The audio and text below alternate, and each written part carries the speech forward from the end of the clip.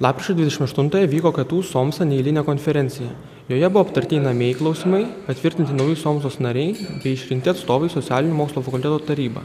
Taip pat buvo išrinkta nauja atstovybės pirmininkė Kamilė Drakonaitytė. Už šią balsavo 25 iš 29 balsavusių. Tikiuosi, kad tas visas mano užsidegimas ir noras dirbti niekur neišblės, o tik tai didės laikui bėgant ir kad bus padaryta daug didelių ir gražių darbų.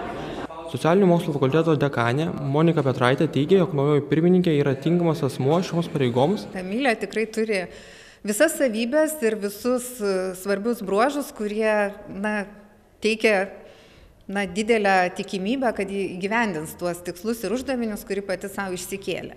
O jos savybės yra tokios kaip punktualumas, jautrumas, dėmesingumas, gebėjimas integruoti įvairią informaciją, ją apjungti. Buvusio pirmininko darbą atstovybės taryba įvertino 10. Pats buvęs pirmininkas buvo savikritiškesnis ir teigė, jog visada yra kur tobulėti. Aš sukaupiau labai daug patirties, tačiau šioje vietoje aš nebeturiu tos motyvacijos, kokią mato kiti. Ir nusprendžiau, kad man po 1 metų užtenka ir užleidžiu savo postą.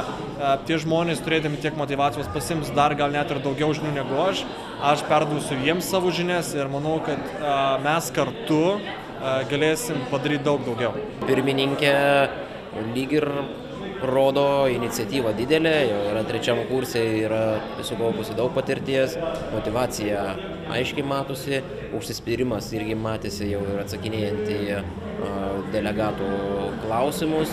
Ir manau, kad kantrybės irgi turi, nes jau dirbo ir anksčiau atstovybėje ir yra tuo pasižymėjusi.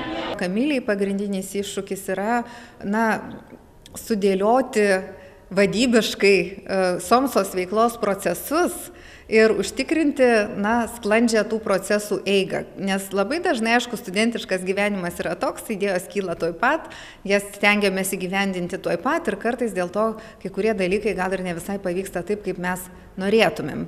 KTU fakultetų studentų atstovybių pirmininko pareigos įsigalioja tuo metu, kai jis yra išrenkamas, o kadencija dažniausiai trunka 1 metus.